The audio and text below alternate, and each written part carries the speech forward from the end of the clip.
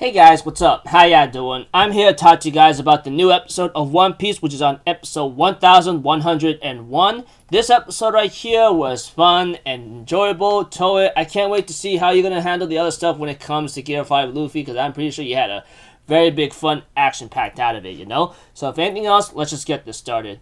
We have to it that, when it comes to Luffy versus Lucci, most of the time, that is pretty much the big highlight of this episode. But also one of the biggest highlights is when Frankie asked about the Seraphim Jinbei doing an ability known as the swim fruit, swimming around the ground, and so forth. He asked how can there be two of the same devil fruits happening at the same time? It shouldn't be possible.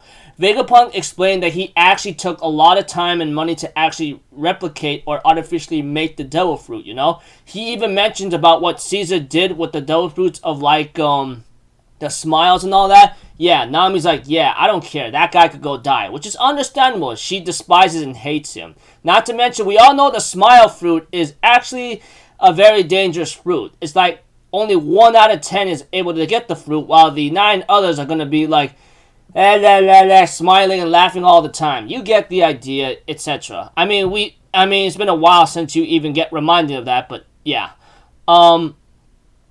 Pretty much crazy stuff. Not to mention, Nami deduces this is the reason why the 7 Warlord system has been disbanded or discontinued, because the Seraphim are known to be the strongest form of humanity, And it's very understandable, a lot of you guys yada yada yada, you get the idea whatsoever.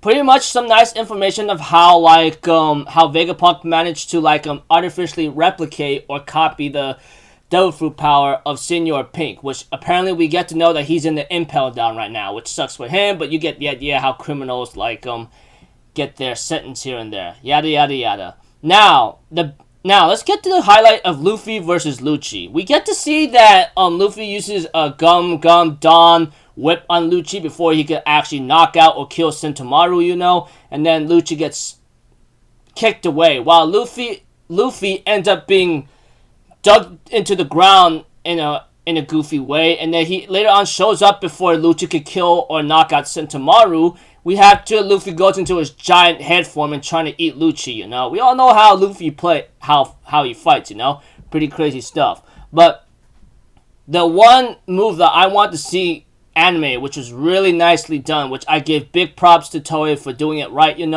is the Gum Dawn Rocket, This is where Luffy ends up making a new idea, goes to one of the possible railings or something, I don't know, tubes, and use it as a slingshot. He has goggles on, and then he ends up launching himself towards Lucci and uses Gum freaking Dawn Rocket. And this also plays into the scenes of when Luffy uses his Gear 3rd move against Lucci, and the first time at the Water 7 arc, or the Enies Lobbies arc. You get the idea, you guys.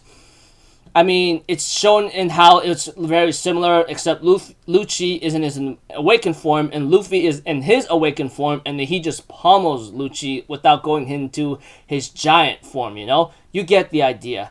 And Lucci,